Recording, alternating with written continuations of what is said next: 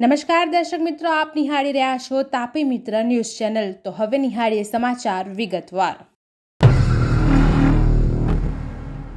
રાજકોટ શહેરમાં ચોમાસાની સિઝન બાદ રોગચાળો સતત વકરી રહ્યો છે, જેમાં ડેન્ગ્યુના દર્દીઓની સાથે જ કોલેરામાં પણ કેસોમાં સતત વધારો થઈ રહ્યો છે। સામાન્ય રીતે 3-4 મહિને કોલેરાનો એકાદ કેસ જોવા મળતો હોય છે, જેને બદલે છેલ્લા 1 મહિનામાં કોલેરાના 5 સહિત કુલ 9 કેસ નોંધાયા છે, જેને પગલે અલગ અલગ 8 વિસ્તારોને કોલેરાગ્રસ્ત જાહેર કરવામાં આવ્યા છે, જેને પગલે આરોગ્ય વિભાગ સતર્ક બન્યો છે અને તમામ વિસ્તારોમાં પાણીના સેમ્પલ લેવા સહિતની જરૂરી કાર્યવાહી હાથ ધરવામાં આવી છે। આયાતી તેલ પર ડ્યુટી નાખવાની વિચારણાને પગલે ઘર આંગણે તેલના ભાવમાં ઉછાળો જોવા મળ્યો છે। જો કે સામાન્ય રીતે સાઈડ તેલ કરતાં સિંગ તેલમાં ભાવ વધતા હોય છે, પરંતુ આ વખતે ખાદ્ય તેલમાં ઊંધી સર્કિટ જોવા મળી છે। હાલમાં સિંગ તેલમાં નરમ વલણ જોવા મળી રહ્યું છે, જ્યારે કપાસિયા, સનફ્લાવર, કોર્ન ઓઇલમાં તેજી જોવા મળી રહી છે। કપાસિયા તેલમાં બુધવાર બાદ ગુરુવારે પણ ₹30નો ભાવ વધારો થયો હતો, જેને કારણે કપાસિયા તેલનો ડબ્બો ₹1900 ની સપાટી કુદાવી છે અને સનફ્લાવર, કોર્ન ઓઇલમાં પણ ભાવ વધારો થયો છે। હાલ ઊંચા ભાવને કારણે ખાદ્ય તેલમાં ખરીદી અટકી છે, તેમ વેપારીઓ જણાવી રહ્યા છે। રાજ્યમાં ઠેર ઠેર ગણેશ મહોત્સવની ઉજવણી ચાલી રહી છે, ત્યારે સુરત, વડોદરા, ભરૂચ અને કચ્છના નખત્રાણામાં ગણેશ પંડાલ પર પથ્થરમારાની ઘટનાને લઈને રાજકોટના વિશ્વ હિન્દુ પરિષદના અખિલ ભારતીય સંગઠનના મહામંત્રીએ પથ્થરમારાની ઘટનાને વખોડી કાઢી જણાવ્યું છે કે ચર્ચ અને મસ્જિદનું સંચાલન સરકાર પાસે નથી, તેવામાં સરકાર હિન્દુ મંદિરોનું સંચાલન હિન્દુ સંગઠનોને આપે તેવી માંગ કરી છે। આ સાથે આગામી નવરાત્રિમાં વિધર્મીઓને ગરબામાં પ્રવેશ ન આપવા આયોજકોને આહવાન કર્યું છે। હાલ ચોમાસાની ઋતુ ચાલી રહી છે, ત્યારે જર્જરિત ઇમારતો ધરાશય થવાના બનાવો સામે આવી રહ્યા છે। ત્યારે વડોદરા શહેરના બાજવાડા વિસ્તારમાં મેઇન રોડ શેરીના નાકે આવેલ એક જૂના મકાનનો કેટલોક ભાગ ધરાશય થતાં ઘરમાં રહેલા 2 સભ્યો ફસાયા હતા। આ અંગેનો કોલ વડોદરા ફાયર વિભાગની ટીમને મળતા તાત્કાલિક ફાયર વિભાગનો સ્ટાફ ઘટના સ્થળે પહોંચીને કામગીરી હાથ ધરી હતી। આ દરમિયાન એક વ્યક્તિને રેસ્ક્યુ કરવામાં આવ્યા હતા અને તેઓને ઈજા પહોંચતા સારવાર માટે હોસ્પિટલ ખસેડવામાં આવ્યા હતા। આ અકસ્માતની ઘટનામાં ઘરમાં રહેલા કૈલાશબેન પંચાલ અને તેઓની દીકરી અંદર હતા, તે દરમિયાન બની હતી। ફાયરના જવાનો દ્વારા તાત્કાલિક ધોરણે સહી સલામત બહાર કાઢવામાં આવ્યા હતા। આ ઘટનામાં કૈલાશબેનને માથામાં અને હાથના ભાગે ઈજા થતા તેઓને તાત્કાલિક ફાયર વિભાગની એમ્બ્યુલન્સમાં સયાજી હોસ્પિટલ ખસેડવામાં આવ્યા હતા। દરમિયાન મકાનની અંદર વીજ પુરવઠાને બંધ કરવા માટે MGVCLની ટીમ પણ તાત્કાલિક ઘટના સ્થળે દોડી આવી હતી। આ સાથે જ ગેસ કંપનીની ટીમ અને પોલીસ પણ ઘટના સ્થળે પહોંચી હતી અને તાત્કાલિક ધોરણે બચાવ કામગીરી હાથ ધરી હતી। જોકે આ ઘટનામાં સદનસીબે મોટી જાનહાનિ ટળી છે। વડોદરા શહેર અને જિલ્લામાં પૂરથી થયેલા નુકસાનનો તાગ મેળવવા અને આ સમસ્યાનો ઉકેલ શોધવા માટે કેન્દ્ર સરકાર દ્વારા મોકલવામાં આવેલી એક ખાસ ટીમ વડોદરા આવી પહોંચી હતી।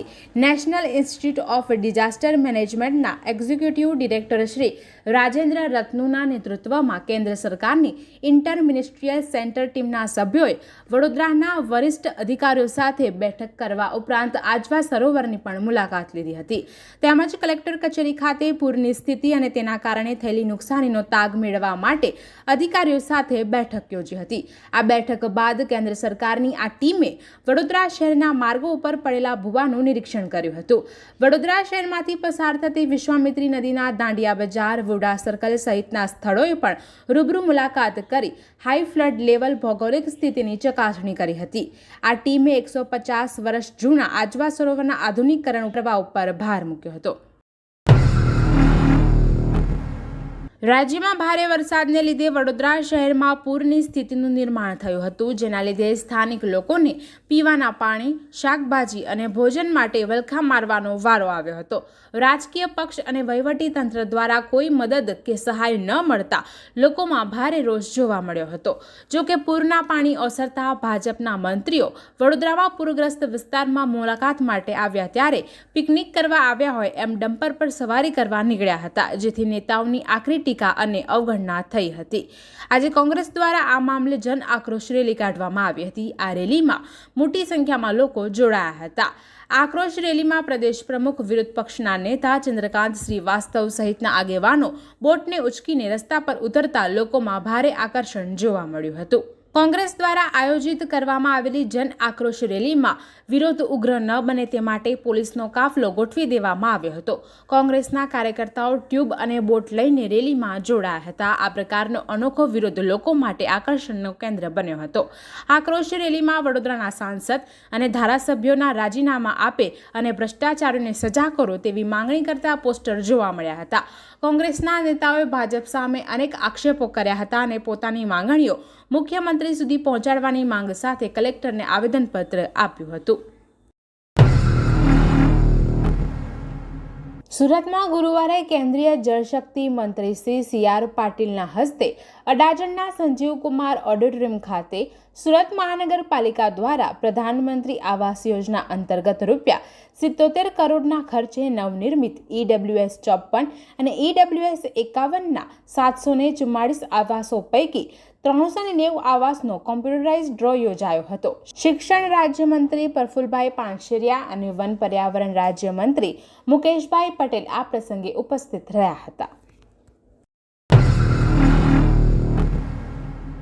લાંચ કેસમાં છેલ્લા 10 દિવસથી પલાયન થયેલો આપનો કોર્પોરેટર જીતેન્દ્ર કાછડિયા ગ્રામ્ય એસીબીની કચેરીમાં હાજર થતાં ધરપકડ કરાઈ છે. કાછડિયાએ કોન્ટ્રાક્ટર સાથે 10 લાખની લાંચ માટે કોડવર્ડમાં વાત કરી કહ્યું કે 10 ડોક્યુમેન્ટ છે, તે મને કેટલા દિવસમાં આપો છો, તે મને આપો એટલે આપણું બધું પતી ગયું. એસીબીએ વોર્ડ નંબર 16ના આપના કોર્પોરેટર જીતેન્દ્ર પાચા કાછડિયાની ધરપકડ કરી છે. મગોપ મલ્ટીલેવલ પે એન્ડ પાર્કના કોન્ટ્રાક્ટરને શાકભાજી માર્કેટની જગ્યા પર કરિયાણાનો સામાન મૂકી જગ્યા પર દબાણ કર્યું હોવાનું જણાવી કોન્ટ્રાક્ટ રદ કરવાની ધમકી આપી આપના 2 કોર્પોરેટરે 10 લાખની લાંચ માંગી હતી. ગાંધીનગર FSLમાં વોઇસ સ્પેક્ટ્રોગ્રાફી કરતા વોઇસ મેચ થયો હતો, જેથી એસીબીએ ગુનો દાખલ કર્યો હતો. આ કાંડમાં બંને કોર્પોરેટર વિપુલ સુહાગિયા અને જીતેન્દ્ર કાછડિયા સાથે પાલિકાના 2 અધિકારીની પણ સંડોવણી હોવાની આશંકા છે.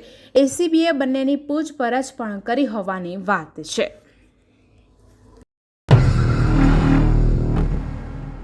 સુરતમાં વિદ્યાર્થી રિક્ષા ચલાવતા હોય તેવો વિડીયો વાયરલ થયો છે. વિડીયોમાં જોઈ શકાય છે કે શાળા જતા વિદ્યાર્થી રિક્ષાની આગળ બેસી ઓટો રિક્ષા ચલાવી રહ્યો છે. વિદ્યાર્થી સ્કૂલ ડ્રેસમાં રિક્ષા ચલાવતા દેખાય છે. વિડીયો સુરતના ડિંડોલી વિસ્તારનો હોવાનું અનુમાન છે. હાલ વિડીયો સોશિયલ મીડિયામાં વાયરલ થઈ રહ્યો છે. રિક્ષા ચાલકની ગંભીર બેદરકારી સામે આવી છે. સુરતના સૈયદપુરા વિસ્તારમાં ગણપતિની મૂર્તિ પર પથ્થરમારો થયા બાદ તોફાન ફાટ્યું હતું અને આગજનીના બનાવ બન્યા હતા, જેમાં પોલીસે 28 આરોપીઓને ઝડપી લીધા હતા. પકડાયેલ આરોપીમાંથી 23ના રિમાન્ડ પૂર્ણ થતાં તમામને કોર્ટમાં વધુ રિમાન્ડ માટે રજૂ કરવામાં આવ્યા હતા. જોકે કોર્ટે વધુ રિમાન્ડ ન આપતા જેલ કસ્ટડીમાં ધકેલ્યા છે. પોલીસ ચોકી નજીક પથ્થરમારાની ઘટનામાં પોલીસ દ્વારા અલગ અલગ ટીમ બનાવીને સતત તપાસ કરવામાં આવી રહી છે. આ પ્રકરણમાં 28 લોકોની ધરપકડ કરવામાં આવી હતી. પોલીસ આ હિંસા પ્રવૃત્તિ મામલે 200થી વધુ લોકોની શોધખોળ કરી રહી છે. આ તમામ લોકો પોલીસના વિડીયોગ્રાફર અને સીસીટીવી કેમેરામાં કેદ થયા છે. 23 આરોપીમાંથી 12 જેટલા આરોપીઓ એવા છે કે જેમની સઘન પૂછપરછ રિમાન્ડ દરમિયાન પોલીસ દ્વારા સતત કરવામાં આવી હતી. રિમાન્ડ દરમિયાન અનેક પ્રશ્નો તેમને પૂછવામાં આવ્યા હતા. જોકે અમુક સવાલોના જવાબ મેળવવાના બાકી હોવાથી આરોપીઓને સઘન સુરક્ષા વ્યવસ્થા સાથે કોર્ટમાં રજૂ કરવામાં આવ્યા હતા. આરોપીઓના 2 દિવસના રિમાન્ડ પૂર્ણ થયા બાદ વધુ રિમાન્ડની માંગ કોર્ટે નકારીને તમામને લાજપુર જેલમાં કસ્ટડી માટે મોકલી અપાયા હતા. દર્શક મિત્રો, આ હતા અત્યાર સુધીના સમાચાર. આવા જ મહત્વના સમાચાર નિહાળવા જોતા રહો તાપી મિત્ર ન્યૂઝ ચેનલ અને હા, સબસ્ક્રાઇબ કરવાનું ભૂલશો નહીં.